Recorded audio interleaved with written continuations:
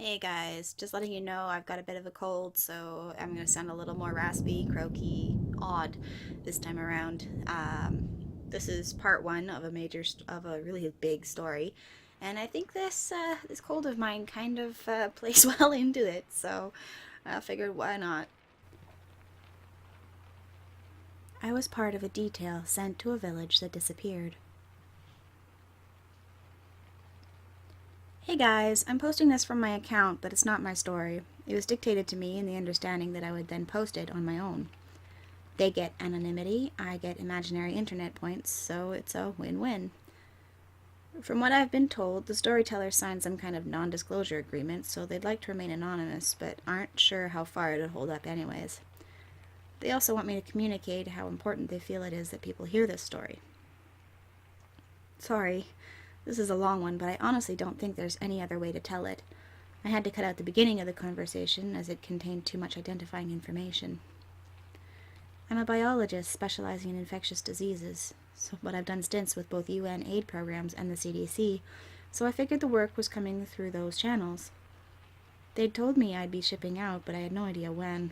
That was about a week before I got the call. I had my bags packed and put to one side, but I had no idea if I'd be there the next day or not.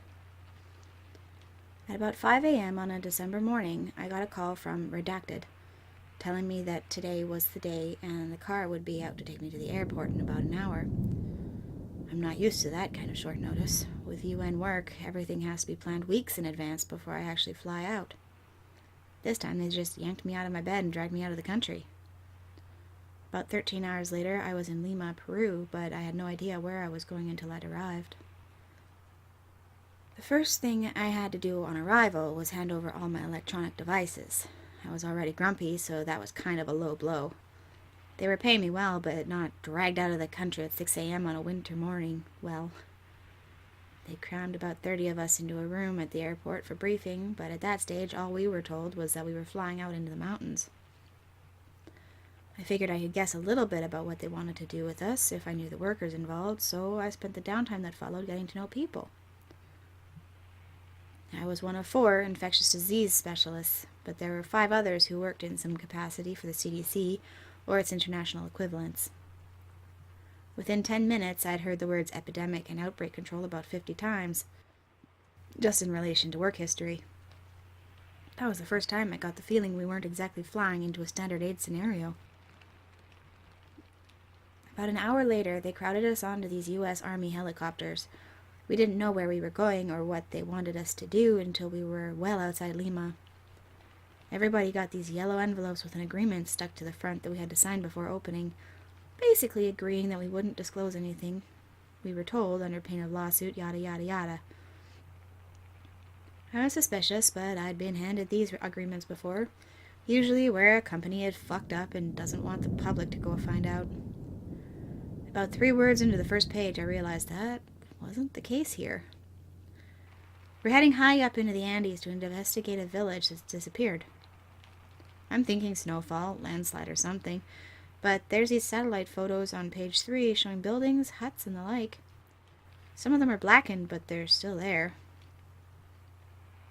I didn't think a fire could go like that, so high up in the mountains, but it had clearly spread between the buildings.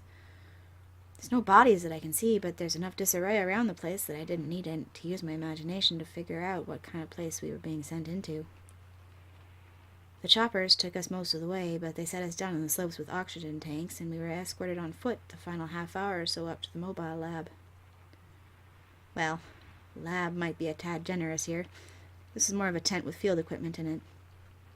There are 6 sections to it, each outlined by a different color of tape that govern clearance levels. You don't have green clearance, then you don't step over green tape. You don't have green clearance, then you don't step over green tape. It kind of makes sense. The area I was working in was behind a sheet with biological hazard signs on it. Everything was so Spartan. No mess hall, no leisure area, no hospital tent. Just the one yellow lab tent full to the brim with equipment they'd flown up the mountain. I thought we'd be spending the night there, considering how much work they had outlined in the documents, but I'm told as soon as I get there that nobody is allowed to be on the site overnight. It's not a hazard procedure. It's got nothing to do with the cold. As far as anybody can tell me, all they know is that we get evacuated back to Lima at night, and then we start again in the morning.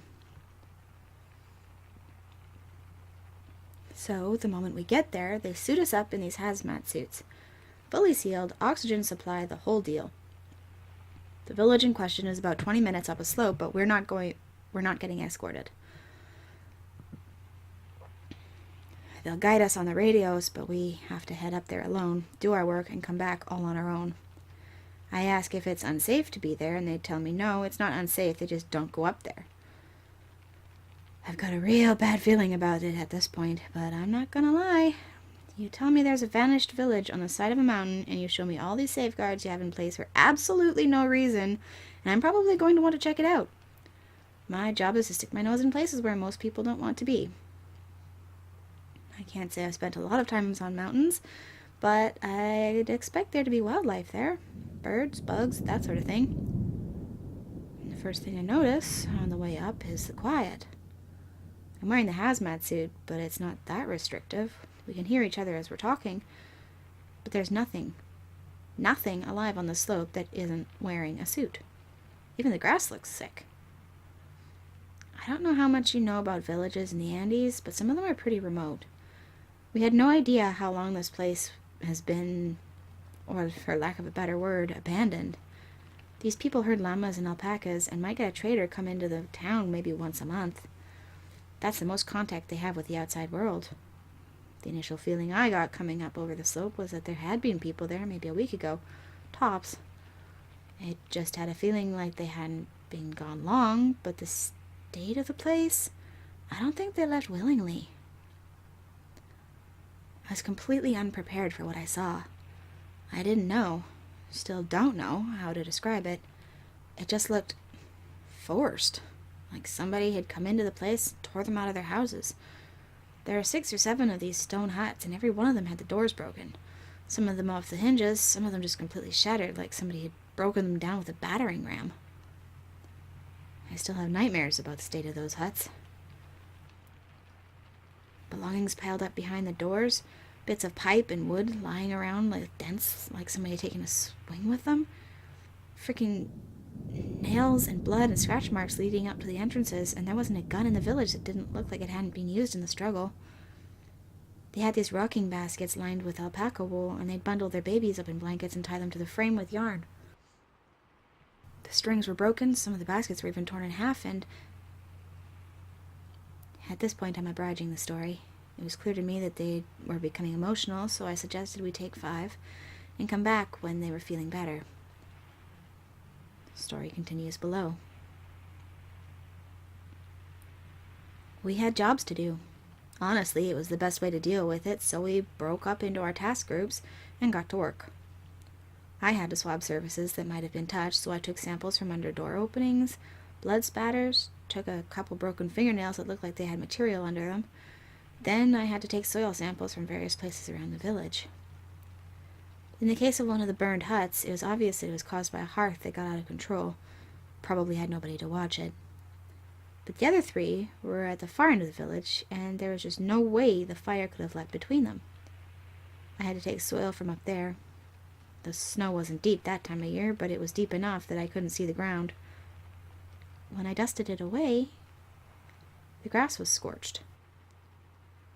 You ever burn ants with a magnifying glass? That's what it looked like. Charred but intact. Not like a blaze had passed over it, but like something had fried it. As far as I was concerned, the sooner we could put our back to that place, the better. We did what we had to do, then we went back down to the lab, processed our samples, and got ready to fly out for the night. They put us up in a hotel, but we had strict movement controls placed on us. That's how it worked. Rinse and repeat, day after day.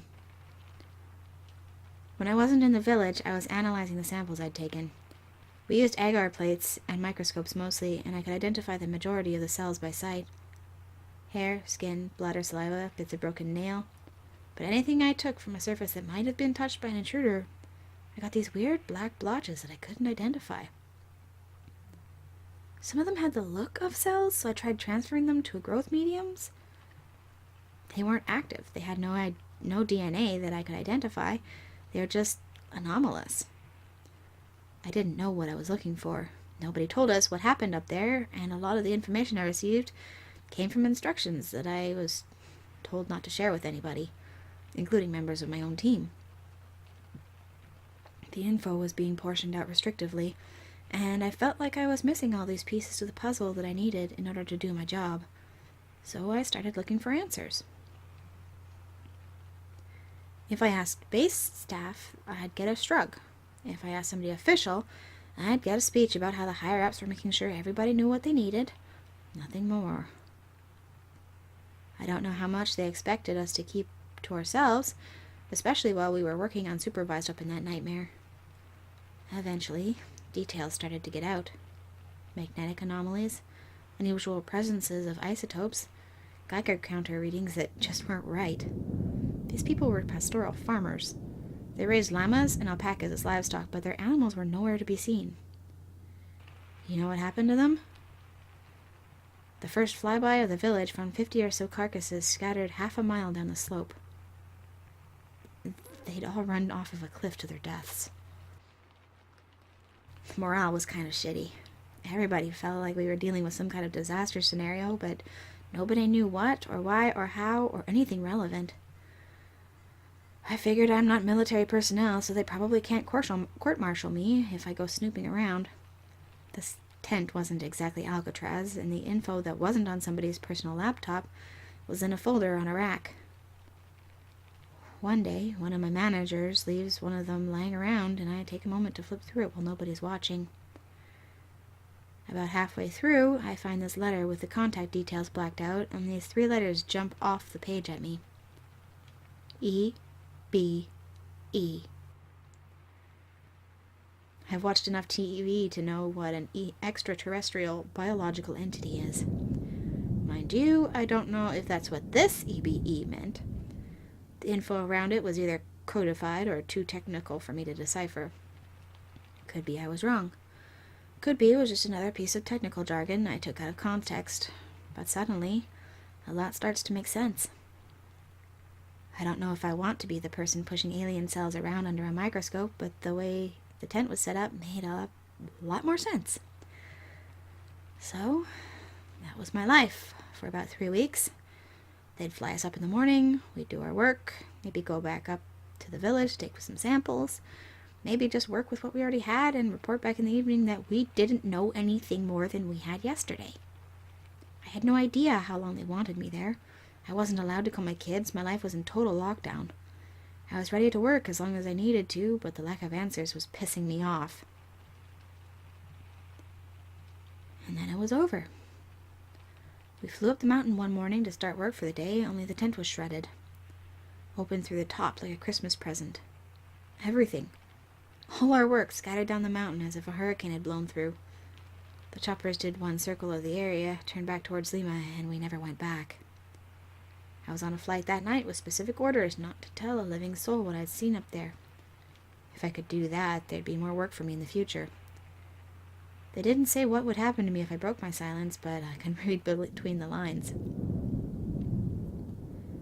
That was in 2003.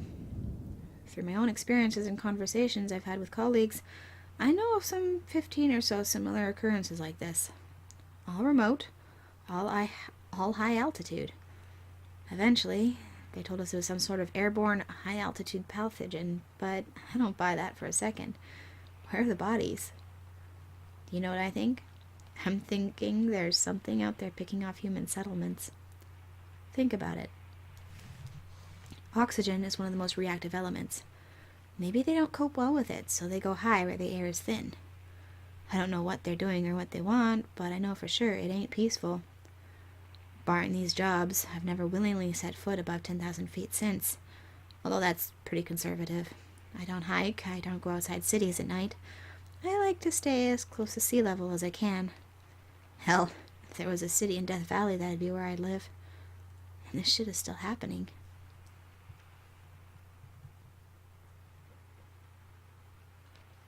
Well, that was a story, part 1, written by Miss Nixit over on Reddit.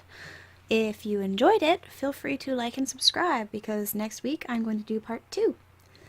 If you really like these stories, feel free to comment below. Have you guys ever heard of an alien abductions or scary alien encounters like this? If you have, again, comment below.